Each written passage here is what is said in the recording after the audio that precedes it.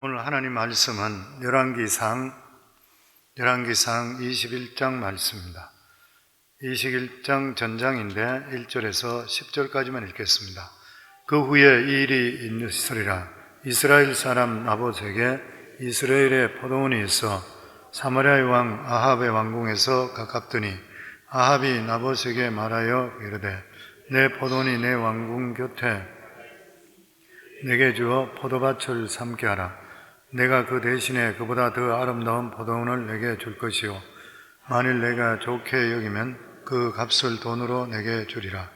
나봇이 아합에게 말하되 내 조상의 유산을 왕에게 주기를 여호와께서 금하실지로다 하니 이스라엘 사람 나봇이 아합에게 대답하여 이르기를 내 조상의 유산을 왕께 줄 수 없다 하므로 아합이 근심하고 답답하여 왕궁으로 돌아와 침상에 누워 얼굴을 돌리고 식사를 아니하니 그의 아내 이세벨이 그에게 나와 이르되 왕의 마음에 무엇을 근심하여 식사를 아니하나이까? 왕이 그에게 이르되 내가 이스라엘 사람 나봇에게 말하여 이르기를 내 포도원을 내게 주되 돈으로 바꾸거나 만일 내가 좋아하면 내가 그 대신에 포도원을 내게 주리라 한즉 그가 대답하기를 내가 내 포도원을 내게 주지 아니하겠노라 하기 때문이로다. 그의 아내 이세벨이 그에게 이르되 왕이 지금 이스라엘 나라를 다스리시나이까? 일어나 식사를 하시고 마음을 즐겁게 하소서. 내가 이스라엘 사람 나봇의 포도원을 왕께 드리리다 하고 아합의 이름으로 편지들을 쓰고 그 인을 치고 봉하여 그의 성읍에서 나봇과 함께 사는 장로와 귀족들에게 보내니 그 편지 사연에 이르기를 금식을 선포하고 나봇을 백성 가운데서 높이 앉힌 후에 불량자 두 사람을 그의 앞에 마주 앉히고 그에게 대하여 증거하기를 내가 하나님과 왕을 저주하였다 하게 하고 곧 그를 끌고 나가서 돌로 쳐 죽이라 하였더라. 아멘. 월스트리트의 전 세계 넘버원 최고 자산 운용 그리고 투자 회사죠. 투자 회사로 블랙락이라고 하는 그런 회사가 있습니다. 그 회사 회장의 이름이 레리 핑크, 로렌스 핑크죠. 레리 핑크라는 그런 사람입니다. 자기가 현재 굴리고 있는 그런 돈이 한국 돈으로 3,800조, 미국으로 따지면 3.8 트릴리언, 어마어마한 돈입니다. 그러니까 한국 GDP의 3.5배 정도 되는 그런 돈을 굴리고 있는 그런 사람입니다. 그런데 그 사람에게 당신은 어떻게 해서 이렇게까지 확장이 되고 또 이렇게 많은 수익을 올리고 있습니까? 이렇게 이야기했을 때 이 사람 이야기가 리스크 매니지먼트를 자기가 잘한다. 자기 회사는 다른 회사들보다 리스크에 대한 준비를 자기들은 너무나 많이 한다. 사람들을 굉장히 많이 하여해서 그 일에 대해서 리스크에 대해서 자기들이 많이 조심한다. 내가 그렇게 했던 그 이유가 뭐냐면 젊었을 때에 내가 욕심을 내다가 완전히 그냥 파산해버렸다. 그래서 자기가 은행에다가 웨어하우스 라인 오브 크레딧으로 해서 누가 담보를 써주고 $500만 은행에서 이 크레딧을 라인 오브 크레딧을 받아서 자기가 새로 시작해서 지금 이렇게 됐다. 그러면서 하는 말이 투자의 가장 적이 뭐냐? 욕심이다. 그렇게 이야기했습니다. 우리 그리스도인들도 똑같아요. 우리 그리스도인들에게 가장 경계해야 될 것이 뭐냐면은 저는 탐심과 교만이라 생각합니다. 탐심과 교만. 성경에 보면은 교만은 패함의 선봉이라고 그랬거든요. 패망의 선봉. 그리고 넘어짐의 앞잡이라고 그랬습니다. 교만하면 넘어지는 거예요. 교만하면 망하는 것이에요, 보면. 그리고 나서 탐심은 성경에 보면 우상숭배라. 이 구약에서 우상숭배는 죄 중에 가장 큰 죄인 것이에요. 그러니까 탐심, 욕심을 갖는다는 것은 우상숭배라. 사도 바울은 모든 죄의 근원이 어디서 나오냐면 탐심이다. 욕심에서 나오는 것이라. 그렇기 때문에 탐심은 우상숭배와 동일하다. 골로새서 3장 5절에 보면 그러므로 땅에 있는 지체를 죽이라. 땅에 있는 내 속에 죄가 자꾸 나오려고 하는 내 육체, 내 몸을 죽이는 게 아니죠. 내 속에 있는 죄성을 죽이라. 뭐냐? 음란과 부정과 사욕. 바르지 못한 욕심, 자기 까는 건데 취하려고 하는 것들, 이러한 사욕이죠. 악한 정욕과 탐심이니 탐심은 주신 것에 만족하지 않는 것이죠. 탐심은 우상 숭배라. 우리 마음을 병들게 하는 것이 탐욕입니다. 야고보 1장 14절에 보면 오직 각 사람이 시험을 받는 것은 자기 욕심에 끌려 미혹됨이니 욕심이 잉태한 즉 죄를 낳고 죄가 장성한 즉 사망을 낳느니라. 아마 우리가 살아가면 욕심 안 내본 사람은 없을 거예요. 욕심으로 잘못 무엇을 했다 하면은 반드시 나중에 그게 후회하게 됐잖아요. 그러니까 이 말씀 보면 사람이 시험을 받는 것, 사람이 문제가 되는 것은 자기 욕심에 미혹돼서 그렇다. 욕심이 되면 반드시 죄를 낳게 되고 죄가 장성하면 망한다, 사망이다. 지금 그 말씀입니다. 죄는 어디서 나오냐? 눈에 보이지 않는 욕심으로부터 시작되는 것이라. 만약 욕심을 빨리 회개하지 않고 포기하지 않게 된다면 반드시 죄를 짓게 되고 결과는 파멸이다. 그 말씀인 것이요. 이 탐욕이라는 게 자기 분수를 뛰어넘는 것이죠. 자기 분수를 뛰어넘어서 자기 거 아닌 것을 자기 것을 하려고 하는 것. 그래서 탐욕은 자기도 망하고 수많은 사람들에게 어려움을 주고 불행을 끼치게 되어 있습니다. 탐욕의 결과는 하나님의 진노인 것이죠. 자기도 패망하고 다른 사람도 패망, 옆에서 탐욕에 동조했던 사람도 똑같이 패망해요. 왜냐하면 욕심이 잉태한 즉 죄를 낳고 죄가 장성한 즉 사망을 낳는다 그렇기 때문에 결과적으로 탐욕의 결과는 사망이라는 것이에요. 성경이 욕심에 대한 말로에 대해서 수도 없이 많이 나와 있습니다. 우리가 잘 알고 있는 루시퍼 천사장, 사탄이 된 것이 탐욕 때문에 그런 거잖아요. 하나님과 같이 되기를 원했던 탐욕, 탐심, 아담과 하와도 탐욕의 소산이죠. 죄가 돌아버렸습니다. 사울 왕도 욕심 때문에 결과적으로 왕위를 잃은 것이고, 다윗도 남의 부인을 취하려고 하는 욕심 때문에 집에 칼이 떠나지를 않았던 것이에요. 성경 보면 탐심 때문에 모두 망했는 것이에요. 우리는 죽을 때까지 탐심하고 싸워야 됩니다. 우리 그리스도인들이 살아가는 삶은 하나님께 주신 것에 대해서 감사하고 자족해야 되는 거예요. 그래서 우리 그리스도인의 3대 생활 강령에도 항상 기뻐하라, 쉬지 말고 기도하라, 범사에 감사하다. 이는 그리스도 예수 안에서 너희를 향하신 하나님의 뜻이니라. 그리고 필립보 4장 11절에 보면 내가 궁핍함으로 말하는 것이 아니라 어떠한 형편이든지 내가 자족하기를 배웠노라. 우리들이 살아가는 삶은 항상 감사와 자족하는 삶을 살아갈 수 있어야 된다. 아멘. 저와 우리 성도님 모두 다 평생 살아갈 때 감사하고 자족하기를 주의 이름으로 축원합니다. 오늘 이 성경 읽은 말씀을 보면 작은 욕심이 시작해서 집안이 완전히 망하는 어리석은 사람의 이름이 나오고 있습니다. 욕심은 언제든지 처음에는 작은 것부터 시작이 되는 것이에요. 욕심 자체는 별것 아닌 것 같은데 욕심이 거절당했을 때에 나중에 몇 배나 큰 죄악으로 바뀌는 것을 볼 수가 있게 되는 것이에요. 그래서 아주 작은 욕심부터 싹을 잘라버려야 돼요. 성경에서 우리들에게 말씀하기를 욕심이 잉태한 즉 죄를 낳는다 그랬어요. 죄가 장성한 즉 사망을 낳는다. 우리 속에 욕심이 올 때는 내가 사와야 돼요. 잘라야 돼요. 욕심대로 따라가면 반드시, 돈 따라가 욕심 따라가면 반드시 망해요. 뭐든지 욕심대로 따라가면 사람 관계도 다 깨트려버리고, 돈이 오는 것 같지만 돈도 절대 안 와요. 처음에는 금방 보이는 것 같이 보이지만 나중에 다 날아가 버리는 것이에요. 욕심이 다 죽이는 것이에요. 보면. 원래 북이스라엘 왕은 사마리아 성에 있었습니다. 사마리아 성이 있었는데 땅이 비옥한 이스라엘이라는 땅이 있습니다. 이것이 어디냐면 갈멜산에 가면 이스라엘 평지가 보여요. 그리고 사마리아 성에서도 멀리 보이는 것이에요. 상당히 이스라엘 그 중에서 비옥한 그러한 땅인 것이에요. 그 이스라엘 평지라고 했습니다.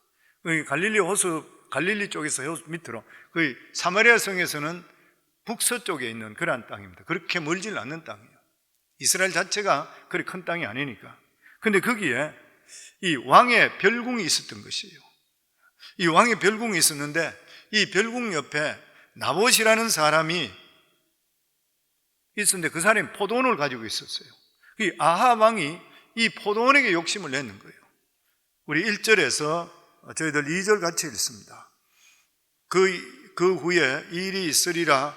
이스라엘 사람 나봇에게 이스라엘에 포도원이 있어 사마리아 왕 아합의 왕궁에 가깝더니 아합이 나봇에게 말하여 이르되 내 포도원이 내 왕궁 곁에 가까이 있으니 내게 주어 채소밭을 삼게 하라.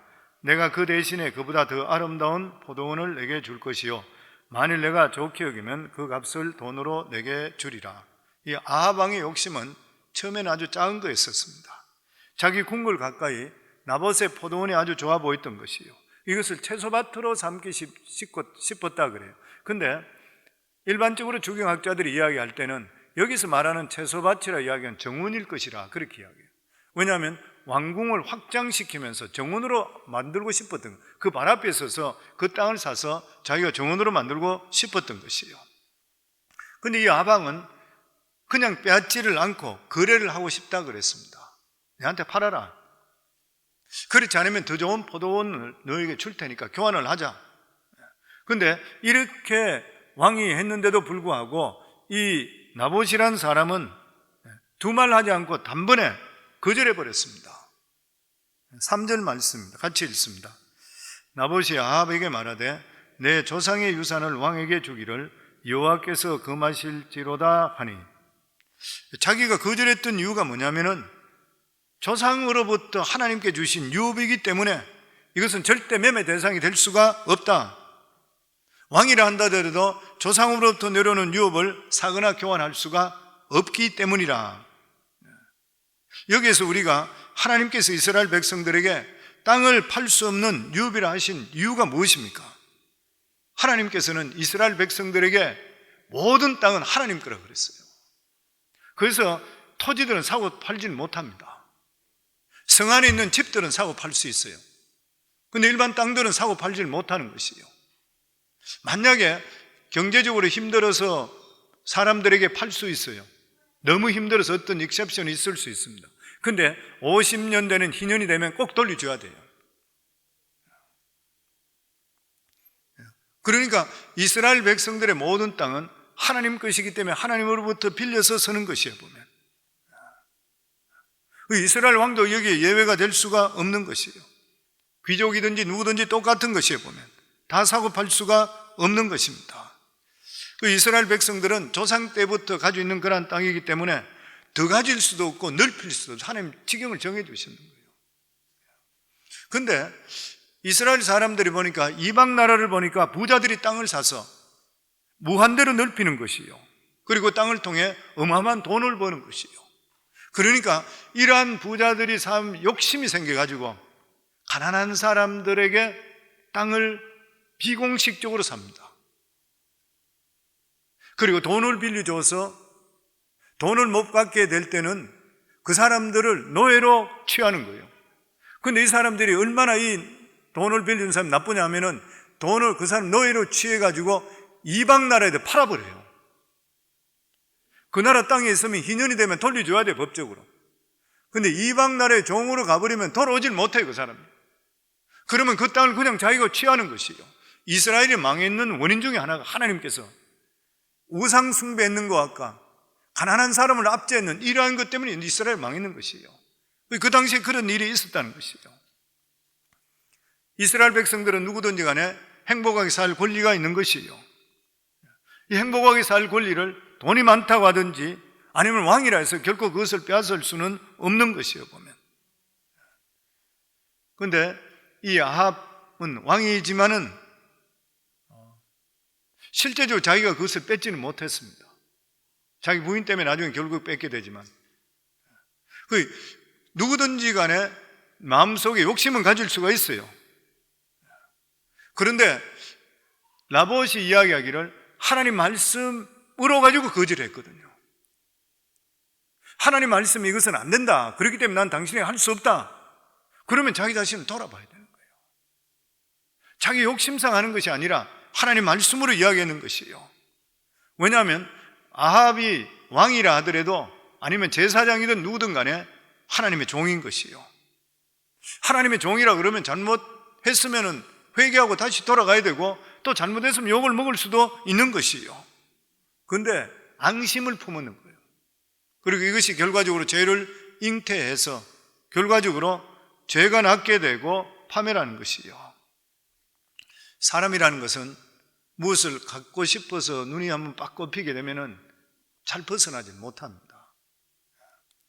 그걸 갖고 싶은 욕망이 너무 많이 일어나는 거예요. 그러다 보면 집착하게 되잖아요. 집착하게 된 것이요. 우리가 잘 알고 있듯이 다윗의 큰아들 암논도 그 배다른 여동생 다말에 대해서 집착했잖아요. 갖고 싶은 거. 집착했는 것이에요. 잘못된 것들은 버려야 되는데 집착했습니다. 결과적으로 취하고 나서 버려버렸잖아요. 이 때문에 압살롬 반란이 일어났던 거예요. 망하게 됐던 것이죠. 아합은 나봇에게 거절당했을 때에 너무 집착해서 왕이 침상에 들어누워 식음을 전폐해버렸어요. 그래서 이 아합을 보고 나서 사람이 굉장히 유약한 사람이라고 그래요. 우유부단하고 유약한 사람이 아합이었는데, 이 마누라를 잘못 만나가지고 인생을 버린 사람이라고 그래요. 여기 이사벨도 이야기하기를 당신이 왕이 되면서 왜 그러고 있냐 그랬거든. 왕 정도 되면서 어떻게 그 정도밖에 되지 않느냐. 그러면서 우리 4절 말씀입니다. 같이 읽습니다. 이스라엘 사람 나봇이 아합에게 대답하여 이르기를 내 조상의 유혹에 내 조상의 유산을 왕께 줄 수 없다 하므로 아합이 근심하고 답답하여 왕궁으로 돌아와 침상에 누워 얼굴을 돌리고 식사를 아니하니, 아합은 어떻게 해서라도 나봇의 포도원을 자기 것으로 만들어야 되는데, 그래야 직성이 풀릴 것 같은데, 이 포도원을 갖기 전에는 먹기도 싫은 것이에요. 의욕도 생기지를 않는 것이에요. 이때 아합이 살 수 있는 방법이 무엇입니까? 자기의 집착을 끊어야 되잖아요. 집착을 끊어야 되는 것입니다. 예수님 말씀대로 손이 범죄하면 손을 자르고 눈이 범죄하면 눈을 빼야 되듯이 잘라버려야 되는 것이에요. 왜냐하면 욕심이라는 것은 전부 중독성이 있습니다. 욕심은 중독성이 있어요. 이것을 패내지 않고는 절대로 이겨나갈 수가 없는 것이에요. 우리들도 삶 속에 욕심이 갑자기 생기잖아요. 그러면은 이것을 이기려면 죽을 각오를 해야 돼요. 성도님, 죄를 우리가 이기려고 그러면 죽을 각오해야 된다 그랬죠. 죄는 거머리 같아서 절대 잘 안 떨어집니다. 죽을 각오를 해야 되는 것이에요. 술, 담배 중독되었을 때도 끊으려고 그러면 금단정세로 죽을 것 같잖아요. 무슨 말이에요? 한 번 더 죽을 각오해야 끊어지는 것이에요. 욕심도 마찬가지입니다. 욕심에 벗어나려고 그러면 정말 죽을 각오를 해야 되는 것이에요. 그런데 이 아합은 자기 욕심을 포기하지를 못했습니다. 그럴 때에, 이렇게 욕심이 들어올 때에 무시무시한 사탄의 사자가 옆에 접근합니다. 누구였었습니까? 자기 아내 이세벨이었습니다. 이세벨이 옆으로 들어와서 왕이라 그러면서 내가 알아 처리하겠다 그랬던 거예요. 왕의 옥새를 대신 빌려가지고 찍어서 편지를 보냈잖아요. 아무리 부인이라 하더라도 믿음으로 하지 않으면 사탄이 틈타는 거예요. 부인도 믿음적이지 못하면 못 믿어요. 마태복음 12장에도 그런 말씀이 있잖아요. 예수님이 제자들과 함께 있을 때에 그 어머니와 형제들이 와서, 형제들이 예수님 찾아왔습니다. 그러니까 예수님께 뭐라 그랬어요? 누가 내 형제고 내가 네 어미냐? 하나님 뜻대로 행하는 자, 누구든지 하나님 뜻대로 행하는 자가 내 어미고 내 형제 자매라 그랬던 거예요. 성도, 믿음이라는 것은 우리가 흑과백이 분명한 것이에요. 남편이 믿음 안에 바로 못 서면은 아내가 목숨 걸고 남편 붙들어야 돼요. 그리고 아내가 잘못하면은, 부인이 잘못하면 남편 밥 못 얻음을 각오하고서라도 해야 돼요. 그걸 해줄 수가 있어야 되는 것이에요. 지금 이 이세벨은 완전히 사단이 틈탔는 것이에요. 그러면서 이세벨은 왕에게 무슨 걱정이 있기에 이렇게까지 식음을 전폐하고 있느냐 물어봤어요. 그럴 때에 나봇에 대한 이야기를 이세벨에게 합니다. 그럴 때 이세벨의 이야기를 무슨 그런 걸 가지고 왕이 걱정하느냐, 내가 알아서 처리할 때는 걱정하지 말고 나에게 맡겨라, 그렇게 했습니다. 그러면서 이세벨이 했는 게 뭐예요? 그 이스라엘 평지에 있는 장로들, 귀족들에게 편지를 보내요. 그 왕의 이름으로 보내는 것이에요. 자기가 그 옥새를 대신 찍어요. 그렇게 보내요. 거짓 증인을 세워라. 그러면서 나봇이 하나님과 왕을 저주한다. 하나님과 왕을 저주하면 이건 돌 맞아 죽을 일이거든요. 하나님과 왕을 저주했다 해라. 그리고 돌로 쳐서 죽여라. 이런 밀서를 보내는 것이에요. 장로들과 귀인들은 그 편지를 받아보고 그것이 잘못된 줄 알았지만 이세벨의 명령을 어기게 만약 된다 할 때 불이익이 돌아올 것이라, 또 뿐만 아니라 이 사람들 자체가 부패했습니다. 북이스라엘이 망했던 이유가 우상 숭배다, 자신들 자체가 그냥 부패했던 것이에요. 아프가니스탄이 망했던 이유가 지금 문제가 되는 것도 다 알고 계시잖아요. 부패 때문에 그렇다 그러잖아요. 아무리 미국에 돈을 갖다 붓고 훈련을 시키더라도 정부 자체가 부패되니까 어떻게 할 수가 없는 것이에요. 그러니까 여기에서 장로든지 아니면 귀족들이 이런 사람들이 자기들이 하나님 앞에 바로 섰다 그러면 왕이 어떻게 이런 일을 할 수가 있습니까? 이게 돼야 되는데 자기들은 그렇게 하지 않고 비류들, 깡패들, 나쁜 사람들 정은 세워서 나봇을 죽이는데 동참해서 결과적으로 했던 사람 나중에 하나님으로부터 다 죽습니다. 나쁜 사람이 동조했던 사람. 하나님 백성이 하나님 앞에 지켜야 될 계명 중에서 이웃에 대해 거짓 증거하지 마라 그랬잖아요. 그런데 이스라엘 장로들은 이세벨의 권세 아니면 자기 자신들이 뭐 주고받고 하는 뭐가 있었겠지요. 부패 이런 일로 인해서 아니요 소리를 못했던 것이요. 그냥 동조해버렸습니다. 과거에 한국에도 일제에 있을 때 일본은 사이비 목사를 통해서 신사참배를 국가의식이라 이렇게 강조했다 그래요. 총에서 장로교 총에서 결의를 했다 그러죠 그때. 한경규 목사님도 그때 회개할 때 자기도 신사참배했다 그런 이야기까지 했잖아요. 그 왜냐하면 총에서 결의를 해버렸던 것이에요. 외국 선교사들이 절대 안 된다 아니요 하더라도 아주 소수이기 때문에 힘을 목소리를 내지를 못했다고 하는 것이에요. 나중에 한국에 해방이 됐지만 6.25 동란이나 어려운 일 이런 것을 터졌을 때에 신사참배 결의 때문에 하나님의 진노도 있었다 이렇게 이야기하는 그런 사람도 있었습니다. 결국 욕심이 잉태한 즉 죄를 낳고 죄가 장성한 즉 사명을 낳느니라 말씀대로 되어버리고 말았던 것이에요. 아방은 이 나봇의 포도원을 빼앗은 사건 때문에 아합집 사람 한 사람도 살아남지 못하고 씨가 말라졌습니다. 하나님의 저주가 임했던 것, 심판이 임했습니다. 그리고 아합과 그 부인 이사벨도 거의 나봇과 같은 그러한 죽음을 당했습니다. 그 아들도 그렇고. 그리고 나봇의 죽음에 아니오라고 소리하지 못하고 부패했던 이 사람들, 찬성했던 사람, 나중에 이스라엘과 함께 비참한 멸망을 맞이했습니다.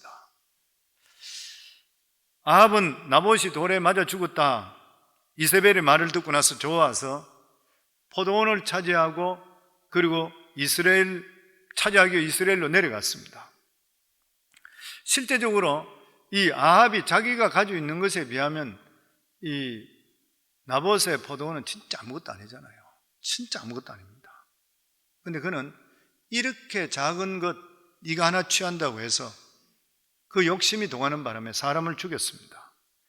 하나님 앞에 너무나도 큰 죄를 지었던 것이에요.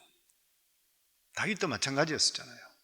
밧세바를 탐하고 나서 우리아를 요압 손을 빌려서 죽였잖아요. 나단 선지자가 책망할 때 뭐라고 했습니까? 가난한 사람이 아무것도 없고 오직 작은 암양 새끼 하나뿐이었었는데 이 암양 새끼를 자기가 같이 자고 같이 먹고 딸과 같이 키웠다. 그런데 이 부잣집에 손님이 왔을 때에 자기 집에 있는 소와 양은 아껴서 잡지 않고 이 가난한 자의 것을 빼앗아서 자기 집에 온 사람을 위해서 잡아서 잔치를 했다. 다윗 보고 그렇게 말씀했습니다. 너는 가진 게 너무나 많은데 우리 아는 자기 아내밖에 없었는데 너는 그것을 빼앗아서 네 것을 취해버렸구나. 그러면서 하나님께서 칼이 내 집에 떠나지 않을, 영영이 떠나지 않을 것이라고 그랬어요. 떠나지 않을 것이며 네 처가 백주에 수많은 사람 앞에 동침할 것이라. 보는 데서 동침할 것이라. 근데 누가 동침했어요? 자기 아들하고 그래 됐잖아요. 기가 막힌 일이 벌어지는 것이에요. 너는 은밀히 행한다고 했지만 이스라엘 하나님 여호와께서는 백주에 행한다고 그랬어요. 진짜 무서운 일입니다. 저희들 우리가 믿음으로 사는 하나님께서는 우리의 뭐 하나하나 잘못된 것 따지는 것도 우리 못 살아가죠. 하나님께 우리 용서해주고 있기 때문에 다 우리는 그리스도 보혈의 피 때문에 살아가는 일이지만 하나님께서는 다 은밀한 걸 다 알고 계신다 그러잖아요. 정말 두렵고 떨리는 일인 것이에요. 보면 뭐 제 경우에도 그렇고 저희 아내 경우도 그렇고 성령께서 말씀해 주실 때 보면 깜짝 놀랄 때 있잖아요. 누가 뭐 하고 있다, 봐라, 네 하는 게 뭐냐, 음성이 들리는 거예요. 실제로 깜짝 놀라잖아요. 보면 두렵고 떨리는 일인 것이죠. 하나님께서 아합에게 엘리야 선지자를 보내면서 무시무시한 저주의 말씀을 합니다. 우리 19절 말씀입니다. 같이 읽습니다. 너는 그에게 말하여 이르기를 여호와의 말씀에 내가 죽이고 또 빼앗았느냐고 하셨다 하고, 또 그에게 이르기를 여호와의 말씀이 개들이 나봇의 피를 핥은 곳에서 개들이 내 피 곧 내 몸의 피도 핥으리라 하였다 하라. 하나님께서 엘리야 선지자를 아합에게 보내는 것이에요. 그러면서 아합에게 무시무시한 저주의 말을 합니다. 선지자라고 하는 것은 정말 어려운 그러한 직업인 것이죠. 엘리야는 아합 왕에 가서 항상 죄를 지적했던 것이에요. 책망하는 사명을 선지자가 가지고 있는 것이에요. 그래서 이 아합도 엘리야를 볼 때 깜짝 놀라요. 엘리야 보기를 진짜 싫어했던 것이에요. 그렇기 때문에 21장 20절에 보면 나의 대적이여 네가 나를 찾았느냐. 그러니까 이 엘리야 선지자를 자기가 볼 때 대적이라 생각해요. 왜냐하면 자기한테 나쁜 말만 계속해 주니까. 하나님께서 우리가 행복을 추구하는 것을 나쁘다 말씀하지 않습니다. 그런데 남의 눈에 눈물을 흘리게 되면 자기 눈에 피눈물을 흘리게 된다는 거예요. 아합은 나봇의 무죄한 피를 흘린 그 자리에서 그도 피를 흘릴 것이, 오늘 말씀에 보면 그 나봇의 피를 핥았던 개들이 죽어서 피가 흐를 때 그 피를 네 피도 핥게 되리라 말씀합니다. 근데 나중에 아합이 약간 회개하는 그런 모습을 보입니다. 그리고 실제로 아합은 다른 곳에서 죽게 되고 나봇이 죽은 그 자리에는 아합의 아들 요람이 거기서 죽게 됩니다. 요람이 거기서 죽게 되는데 요람이 예후에 의해서 이 나봇의 포도원에서 요람을 죽여서 시체가 버려지니까 개들이 와서 시체를 뜯어먹었습니다. 피를 핥고. 그리고 아합 집에 속한 자는 자유인이든지 노예든지 종이든지 누구든지 한 사람도 살지 못하고 죽임을 다 당했습니다. 그리고 이 아합의 모든 심판을 실천했던 사람이 예후입니다. 예후는 하나님의 말씀에 따라 반역을 일으키게 되고 아합의 저주를 충실하게 이행했습니다. 하나님께서 악한 자를 위해서 멍둥이를 준비해 놨던 것이에요. 그러면서 하나님께서 아합에 대해 이렇게 말씀합니다. 25절 말씀입니다. 성경 같이 읽겠습니다. 예로부터 아합과 같이 그 자신을 팔아 여호와 앞에서 악을 행한 자가 없으면 그를 그의 아내 이세벨이 충동하였음이라. 여기 보면 예로부터 아합과 같이 그 자신을 팔아, 다른 성경에 보면 스스로 팔아. 누가 아합에게 죄 짓도록 아무도 강요 안 했다는 것이에요. 그럼에도 불구하고 아합은 자기 스스로 죄를 자청했다는 것이에요. 아합이 그렇게 됐던 이유가 됐으면 욕심인 것이죠. 욕심입니다. 하나님의 백성은 하나님 말씀대로 붙들고 따라가면 하나님께서 우리 삶을 인도해 주시게 되어 있는 것이에요. 그렇게 우리가 욕심 안 부리더라도 하나님께 때가 되면 우리 기도에 응답해 주실 줄을 믿습니다. 아멘. 항상 우리가 생각할 때 기도하고 기다리시면 때가 되면 하나님께서 이루어 주신다. 아멘. 억지로 취하려고 하지 마세요. 남의 것 취하려고 하지 마시고 욕심 부리지 마시고 뭐든지 간에 저거 내가 꼭 해야 되겠지 욕심 부리는 순간부터 내 마음에 평강이 없어져 버리고 그것만 집중하다 보면 사람 관계가 깨져 버려요. 옳게 할 수가 없어지는 일인 것이요. 근데 이 아합이 엘리야가 책망했을 때에 회개하는 모습을 보입니다. 엘리야가 21절로부터 보면 이렇게 말씀합니다. 여호와의 말씀이 내가 재앙을 내게 내려 너를 썰어버리되 내게 속한 남자는 이스라엘 가운데 매인자나 노인자를 다 멸할 것이요 내 집이 느밧의 아들 여로보암의 집처럼 되게 하고 아히야의 아들 바하사의 집처럼 되게 하리니 이는 내가 나를 노하게 하고 이스라엘이 범죄하게 한 까닭이라 하셨고, 그렇게 하나님께서 말씀하게 되었을 때에 27절에 보면 아합이 모든 말씀을 들을 때 그의 옷을 찢고 굵은 배로 몸을 동이고 금식하고 굵은 배에 누우며 또 풀이 죽어 다니더라. 아합은 참 이상한, 좀 묘한 사람이에요. 자기 부인하고 있을 때는 완전히 바알 쪽으로 가버려요. 그런데 자기 혼자 있게 되면 떨어요. 그러니까 이 모든 말씀을 듣고 옷을 찢고 굵은 배로 몸을 동이고 금식하고 굵은 배에 누우며 또 풀이 죽어 내가 잘못했다고 얼굴도 시커멓게 걸어 다니는 것이에요. 이렇게 다니고 있었다는 것이에요. 엘리야가 저주를 퍼부을 때에 하나님 앞에 회개하는 모습입니다. 근신하는 것이에요. 그런데 더 놀라운 것은 하나님의 반응입니다. 28절에서 29절입니다. 같이 읽습니다. 여호와의 말씀이 디셋 사람 엘리야에게 임하여 이르시되 아합이 내 앞에서 겸비함을 내가 보느냐. 그가 내 앞에서 겸비함으로 내가 재앙을 저의 시대에는 내리지 아니하고 그의 아들 시대에야 그의 집에서 재앙을 내리리라 하셨더라. 아합이 하나님 앞에서 지은 죄는 말할 수가 없잖아요. 선지자를 얼마나 많이 죽였으며 하나님 믿는 사람을 얼마나 많이 죽이고 하나님 성전 안에다가 바알을 섬길 정도로 됐으니까 말할 수 없는 죄인인 것이에요. 그럼에도 불구하고 하나님께서 회개하는 그 모습을 보니까 그 재앙을 아들대로 연기시켜 주겠다고 그랬습니다.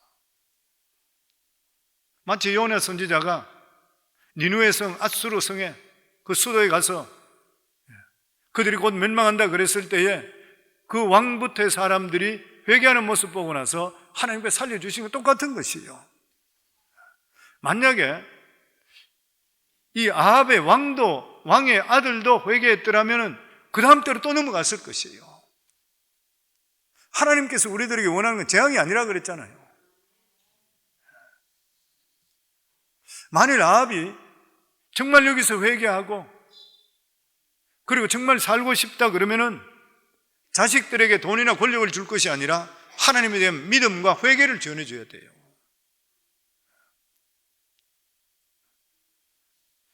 그런데 아합의 회개는 오래가지 못했습니다. 아합은 얼마 있지 않아서 회개 옷을 벗어버리고 자기 땅을 되찾겠다고 전쟁에 나갔다가 화살에 맞아 죽습니다.